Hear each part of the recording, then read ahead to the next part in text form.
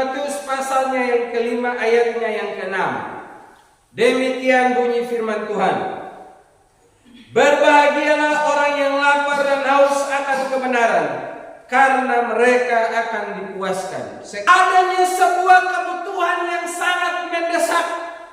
Adanya kebutuhan yang tidak bisa tergantikan dengan apapun. Bayangkan saudara, kalau sehari saja saudara tidak makan, maka itu akan membuat saudara jadi lemah. Tidak ada seorang pun di antara kita yang bisa bertahan hidup selama 1 minggu dia tidak pernah makan dan tidak pernah minum. Paling tidak, kalaupun dia tidak makan dalam sehari, harusnya ia minum air. Karena kalau tidak, maka tubuh kita akan semakin melemah. Saya melihat beberapa kisah di beberapa negara yang lain, seperti di Afrika, Bapak Ibu. Saya sebetulnya ingin download dia punya foto-foto untuk ditampilkan kepada saudara. Betapa sengsaranya hidup mereka, hidup di bawah kemah yang begitu buruk, yang begitu terbatas. Dan mereka, saudara, hanya tinggal tulang yang terbungkus dengan kulit. Mereka begitu menderita kelaparan dan kehausan. Sementara di sisi yang lain tidak ada seorang pun yang dapat memberikan perhatian kepada mereka. Saya yakin saudara dan saya, kalau persediaan makan di rumah sudah terbatas, itu pasti kita stres. Betul atau tidak, Bapak Ibu? Kita, Bapak Ibu, coba cek di gudang, entar teman buala, anak dihai-dihai, Bapak Ibu. Ternyata itu hanya untuk bisa kita makan 2 atau 3 hari lagi.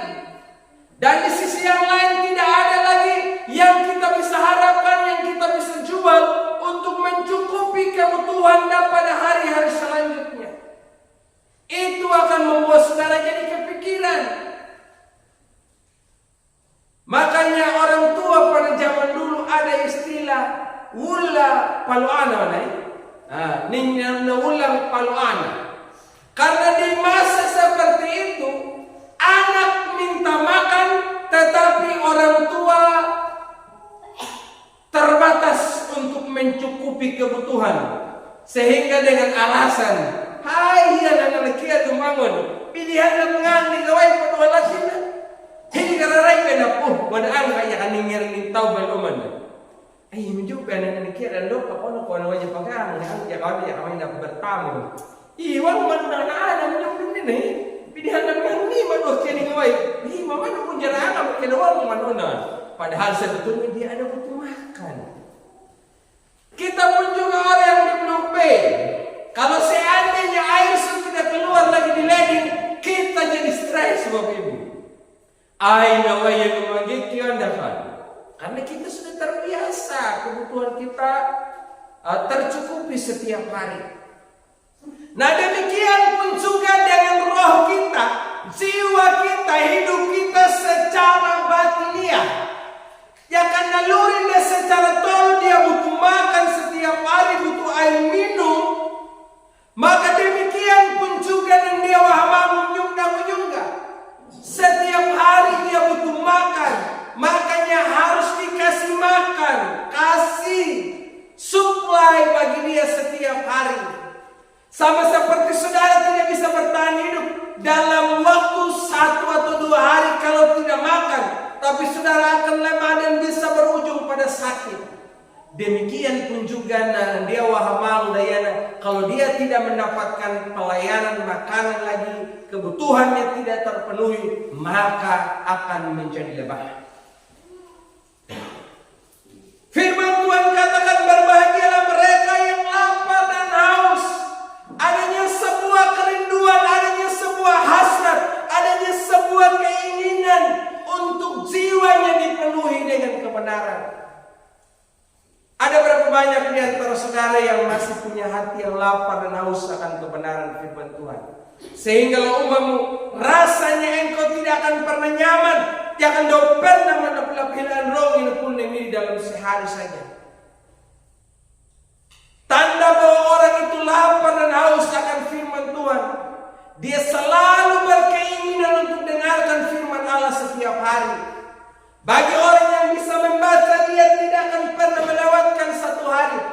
dia membaca firman Tuhan. Orang yang lapar dan haus akan kebenaran. Sepertinya saudara, kebenaran firman Tuhan ini semakin dia baca, itu membuat dia semakin penasaran. Dan dia akan terus membaca dan membaca firman Tuhan. Saya teringat dulu waktu saya masih sekolah Alkitab, Bapak Ibu. Ketika jam istirahat, teman-teman yang lain mereka lagi asik untuk bercerita, bermain. Tapi saya menghabiskan waktu saya di GBI Matawai itu di pojok, Bapak Ibu. Saya duduk di situ, baca firman Tuhan, berdoa, memuji dan menyembah Tuhan.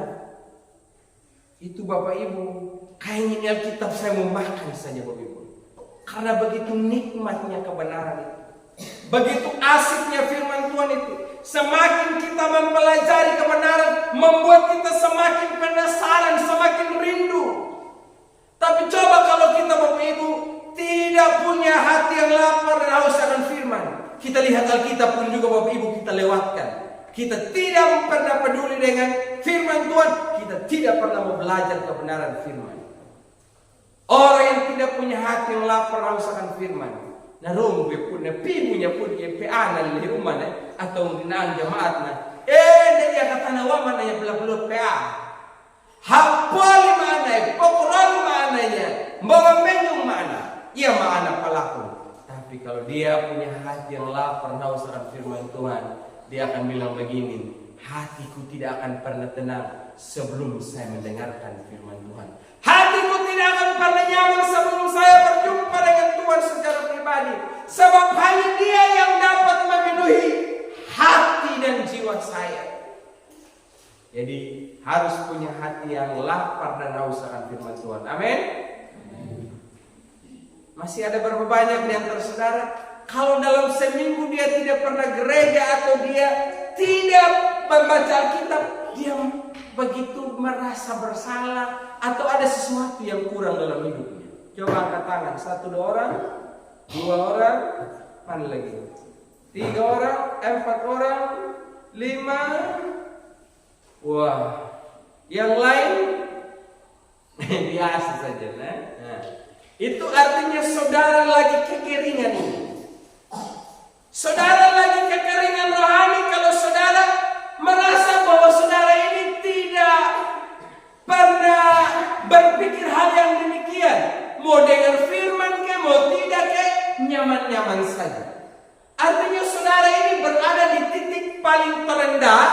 Kalau ibaratkan saudara tanda lalu lintas, saudara ini lagi di lampu merah. Lampu merah. Saudara lagi berada di tempat yang berbahaya sekarang ini. Kalau hasrat saudara akan Tuhan sudah tidak ada lagi dalam hidup. Makanya Bapak Ibu, biarlah kita belajar firman Tuhan. Dikatakan, berbahagialah mereka yang lapar dan haus akan firman. Berbahagia. Yang kedua Bapak Ibu dikatakan, haus akan kebenaran. Siapa itu kebenaran dan apa itu kebenaran? Kalau kita membaca di dalam Alkitab, Yesus Kristus berkata begini, Akulah jalan, kebenaran dan hidup. Tidak ada seorang pun yang datang kepada Bapa kalau tidak melalui aku. Yesus menyatakan dirinya, Akulah kebenaran. Jadi kebenaran yang sejati adalah Yesus.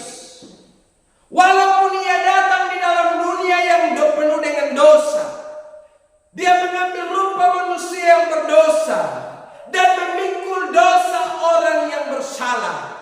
Tetapi dalam diri Yesus tidak pernah ada dosa dan tidak ada kesalahan. Sekalipun pelanggaran kita ditimpakan kepadanya, tetapi tidaklah berarti Yesus itu bersalah. Dalam kitab Korintus dikatakan, dia yang tidak berdosa telah dibuatnya menjadi dosa, walaupun ia tidak berdosa, supaya kita yang berdosa dibuat menjadi benar di hadapan Tuhan. Jadi apa yang dimaksud dengan lapar dan haus akan kebenaran? Artinya saudara punya kerinduan untuk memiliki Yesus dalam hidupmu. Engkau punya keinginan untuk selalu hidupmu dipenuhi dengan kehidupan Kristus. Hidupmu akan menjadi bahagia. Hidupmu akan terasa lengkap apabila engkau hadirkan Yesus dalam hidupmu. Selain itu Bapak Ibu, tidak ada yang dapat menggantikan posisi Yesus dalam diri kita. Uang, harta, kekayaan, atau kesenangan apapun dalam dunia ini tidak akan pernah bisa menggantikan Yesus dalam dirimu. Karena hanya Yesuslah yang dapat memuaskan engkau dan saya. Makanya dikatakan berbahagia. Yesus adalah kebenaran. Itu yang pertama. Yang kedua Bapak Ibu, berbicara kebenaran itu adalah berbicara firman Allah, di mana Yesus sendiri mengatakan dalam kitab Yohanes bahwa Dia adalah firman itu sendiri. Mari kita baca bersama saudara dalam Injil Yohanes pasal 1 ayat 1. Firman Tuhan berkata begini. Pada mulanya sudah ada firman.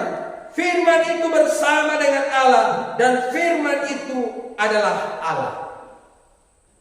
Kebenaran itu berbicara firman, yang adalah Yesus Kristus sendiri.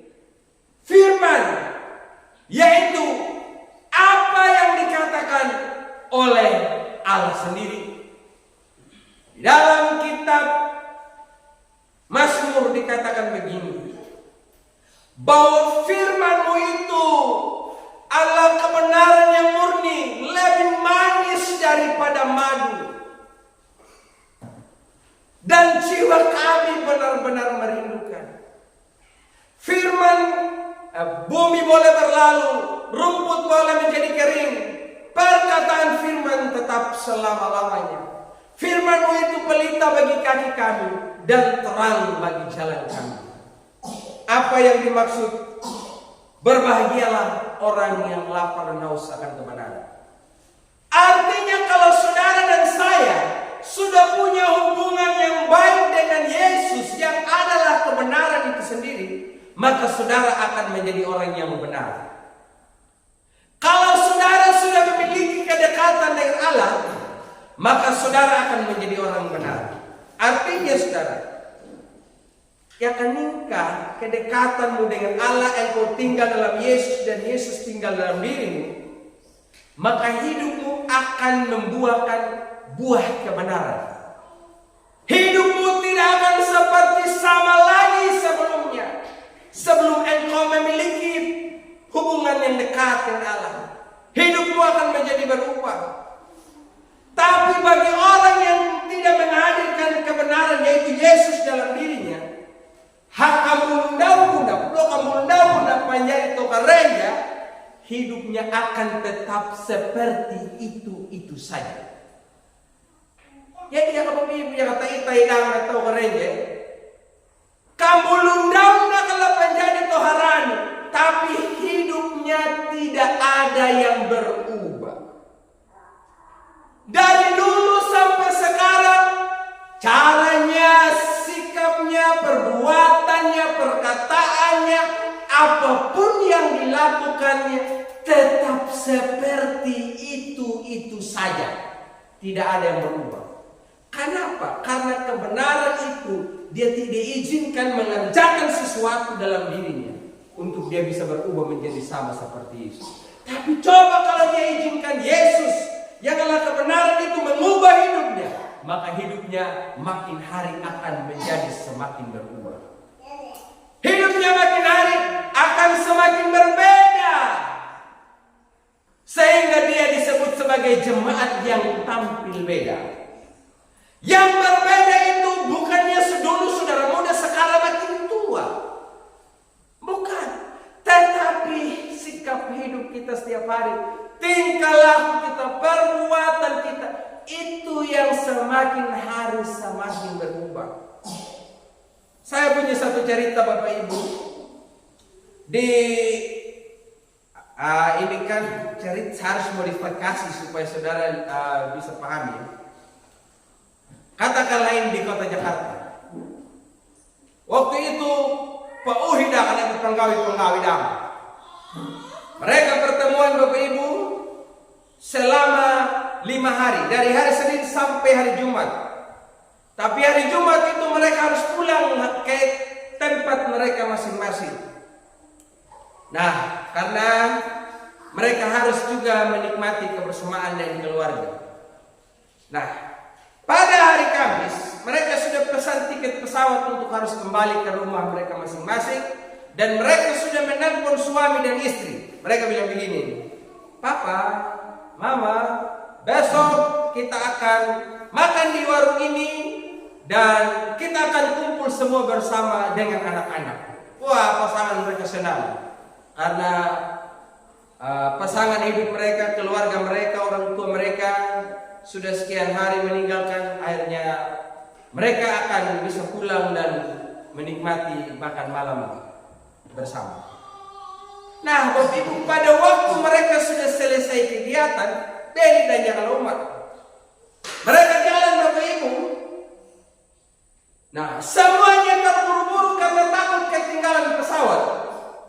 Beda kalau kita naik auto Bapak Ibu. Naik auto di KKH, kalau auto lini lurus sudah lewat masih kita bisa harap auto cahaya hidup. Tapi kalau pesawat Bapak Ibu kita sudah beli, walaupun pesawat banyak yang terkumpul di situ, kita tidak bisa bilang, Bapak maaf saya ketinggalan pesawat Lion Air, maka sekarang izinkan saya untuk naik pesawat Sriwijaya. Oh, dia tidak akan izinkan. Pas saudara masuk di pintu masuk saja, dia periksa, mana tiket ibu? Maaf ya, pesawat yang ini sudah berangkat ya Bu. Maaf, kita tidak bilang izinkan saya masuk di dalam. Dia bilang kau pulang, dia bilang. Dia tidak akan izin Bapak Ibu ya. Jadi Bapak Ibu, teman-teman yang lain ini mereka sudah bergegas pulang dan mereka berlari begitu cepat. Nah, tiba-tiba yang satu orang ini secara tidak sengaja pengaruh karena dia lari, akhirnya dia tendang.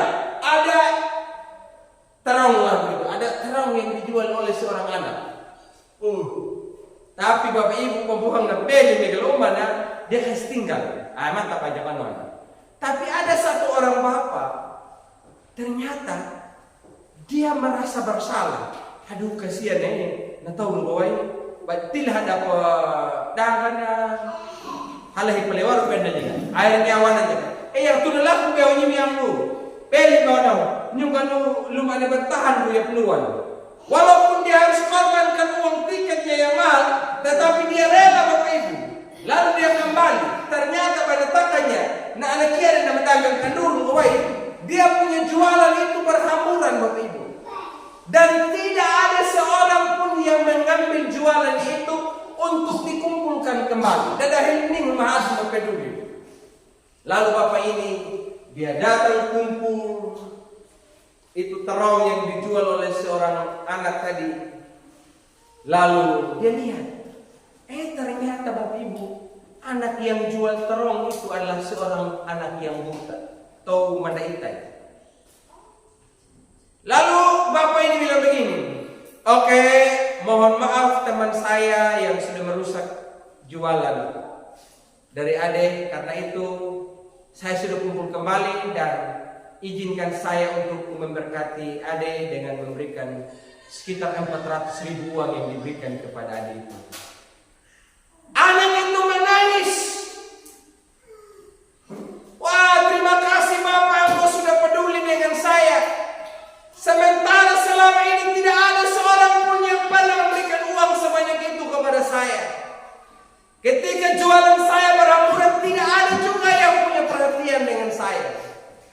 Saya sungguh berterima kasih atas segala belas kasihan Bapak. Lalu anak itu bertanya lagi sama bapak itu. Pertanyaannya begini. Namanya orang buta tidak bisa melihat. Dia tanya, apakah Bapak yang tolong saya dan kasih saya uang ini? Apakah engkau adalah Yesus? Bapak ini menjadi terperangah. Menjadi terheran-heran dengan apa yang dikatakan oleh seorang gadis itu. Dia bilang begini, saya bukan Yesus. Saya memang jemaat, saya memang anak Tuhan Yesus. Saya memang orang percaya. Seperti Anda. Dalam sepanjang perjalanannya waktu dia meninggalkan anak itu, bapak ini selalu berpikir tentang apa yang dikatakan oleh seorang gadis itu. Bapak, apakah engkau adalah Yesus yang menolong saya? Apa yang kita bisa pelajari dari cerita ini, Bapak Ibu? Yang pertama, sebagai jemaat, sebagai orang yang percaya, maka kita harus punya rasa peduli dengan orang-orang yang tidak diperhatikan oleh orang lain. Kita punya belas kasihan bagi mereka yang tidak pernah tertolong dari sesama manusia. Yang kedua yang kita bisa belajar adalah saat engkau dan saya menunjukkan belas kasihanmu kepada orang lain, engkau adalah kaki dan tangan Yesus yang terulur untuk menolong bagi sesama manusia. Ketika engkau berbelas kasihan dan hidup sama seperti Yesus, engkau adalah tangan-tangannya Yesus, engkau adalah mata-matanya Yesus, engkau adalah kaki-kakinya Yesus. Makanya ada satu lagu bilang begini, berikan ku hati seperti hatimu yang penuh dengan belas kasihan. Berikan ku mata seperti matamu memandang tuayan di sekelilingku. Berikan ku tanganmu untuk melakukan tugasmu. Berikan ku kakimu melangkah dalam rencanamu. Berikan ku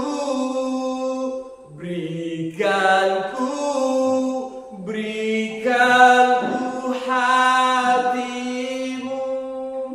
Saat saudara dan saya memiliki kebenaran, memiliki Yesus, memiliki firman dalam dirimu, maka engkau akan hidup sama seperti Yesus.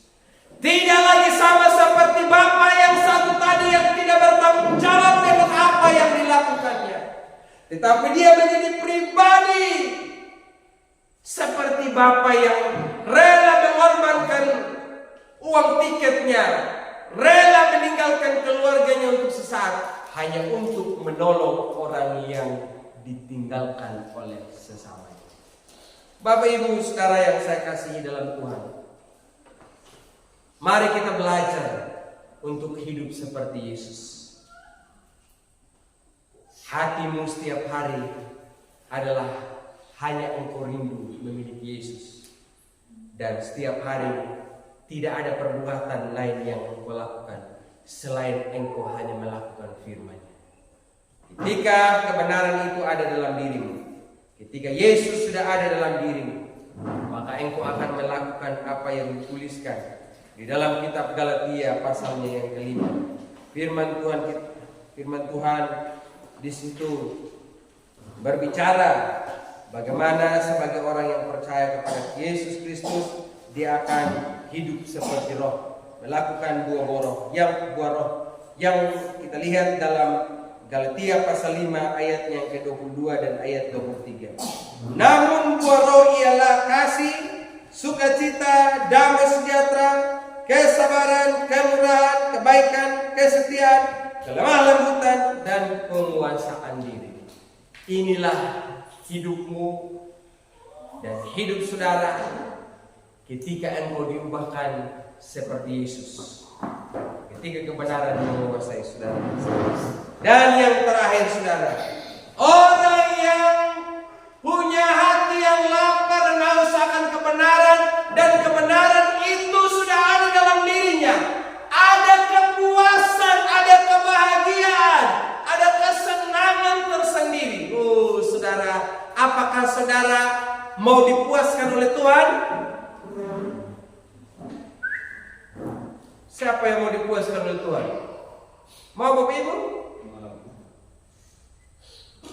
Jadi saudara, saya yakin contohnya Bapak Ibu ya, Kalau makan saja, kita habis makan, tapi masih karain dalam. Kira-kira sudah puas Bapak Ibu atau tidak? Belum. Tapi ya kata ngangkah, di rumah yang gunung, haling kamu kah? Onway, pak, lun lagu moring jaga, hanya kata dia Bapak Ibu. Lalu biru yang dikawal juga, Nah, hamba mana Bapak Ibu? Kita bekerja. Sesudah itu kita bekerja, kita dapat ini hasil yang melimpah. Saudara puas atau tidak? Saudara bekerja, tiba-tiba Bapak Ibu dapatkan uang yang begitu banyak. Senang atau tidak Bapak Ibu? Hai, contohnya anak-anak saja, anak-anak muda. Tiba-tiba papa jual kerbau, jual 20 juta. Dia bilang begini, pulang, ya naram, maya mah, maya bantu papa, mamian dia awal. Oh, maya laku. Datang nanya. Duh, kalau ini larang, uang boleh baju. Hana atau dia? Halawan aku. Nah ini nu pembuah kamu nih, laporan lengap, kaya pembuah, sampai puas. Wah, saudara pasti senang. Saya pernah diajak makan oleh seorang yang orang kaya Bapak Ibu ya. Bapak Ibu. Kita baru habis makan di rumah ini. Lalu diajak lagi jalan Bapak Ibu, lihat baru makan, dia bilang, Pak Yohanes kita mampir sebentar ya. Lalu Bapak Ibu tiap pesan makan lagi.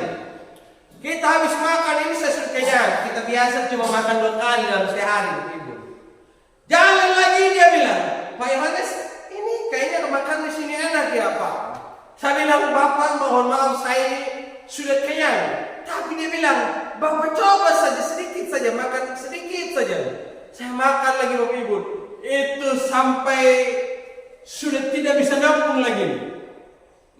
Nanya ini lah baik kalau Bapak Ibu nabi pengangang macam-macam langga mata leitang lagi. Jalan lagi dia bilang, Bapak kita makan lagi on. Dia bilang, waduh, ini saya bisa makan ini kalau saya makan lagi saudara. Akhirnya, memang itu pengalaman yang begitu memuaskan saya. Tapi Bapak Ibu, kalau seandainya kita jalan dengan orang, tiba-tiba Bapak Ibu, dia yang ajak kita jalan, nah itu sama anak kanut kalau andai, neng manuina, pima na menjunda, dan anak keba kena nguntan. Mana kamu kan? Kira-kira anak pengereman yang penuh Bapak Ibu? Tidak. Hei dari penuh. Nah itu mama nasi bungkus milih rata di latanarara yang ngira tinjang nahon dan kau pengarang dan terus sama ibu kia nasi bungkus. Mana menina? Takwa biar tenangan. Takwa lengapu. Manham kia anak ken dan tayo dah. Lakulina, lakapanin rumah ini dibanding dengan ramon ke anak sekolah yang lalu milih merati na wanda. Wanda mau apa nih? Doi berdua orang penghindarian kau ada yang rambuy, yang umbuy, umbuyan ada pendua apa hariannya. Paniman dan yang menyalin tu dan nasikik rumah kamu tahu. Tapi yang kata harian angin dan ibu na dan itang, ya kan yang duinan ambu raking naik. Angkenya ngang, ya kan menjumbu yang makiaona. Sabton aku buang na pengalang, kau kenya kawannya ngang. Amin. Jadi begitu Bapak Ibu. Jadi kita harus menjadi orang yang memuaskan orang lain, seperti Tuhan memuaskan kita Bapak Ibu. Jadi saya percaya ketika kita menjadi pelaku kebenaran ini, saudara akan puas melihat berkat Tuhan. Amin. Ketika Tuhan ada dalam dirimu, engkau akan puas melihat berkat Allah dalam dirimu. Sehingga engkau menjadi terheran-heran di tahun krisis bagi orang lain, di tahun di mana orang lain tidak mendapatkan hasil, di mana orang lain semua ternaknya mati karena penyakit, tapi engkau melihat manu tanpa tataiman. Diri hinamu purwe negara anda Bapak Ibu. Ayok mana dengan manu penuh diri mulpinan manu ba. Dawil kuwa mong kalahin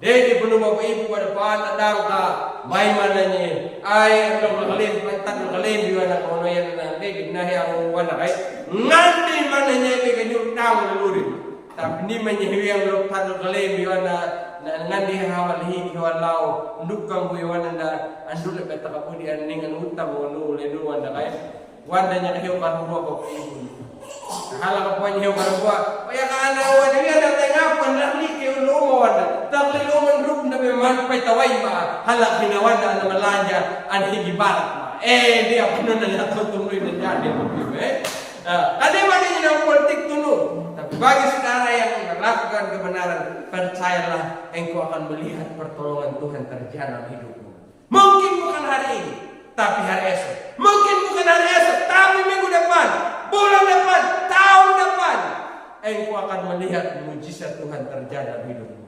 Kiranya Tuhan menolong kita sekalian. Amin buat firman Tuhan.